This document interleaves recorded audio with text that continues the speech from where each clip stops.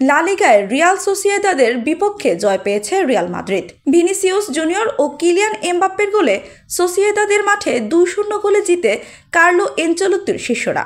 রিয়ালের দুটি গোলই এসেছে পেনাল্টি থেকে। রিয়ালের প্রথম গোলটি আসে ম্যাচের 58 মিনিটে।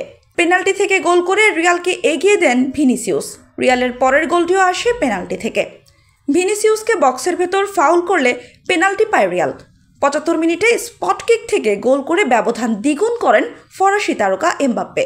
লা লিগায় শুরুর 3 ম্যাচে গোলশূন্য থাকার পর বেশ সমালোচিত হয়েছিল কিলিয়ান এমবাপ্পে। তবে চতুর্থ ম্যাচে জোড়া গোলের পর পঞ্চম ম্যাচেও গোল করে সমালোচনার জবাব দিয়েছেন বিশ্বকাপজয়ী এই তারকা। রিয়াল ম্যাচ জিতলেও সোসিয়েদাদের মাঠে অবশ্য শুরু থেকে চ্যালেঞ্জের মুখে ছিল।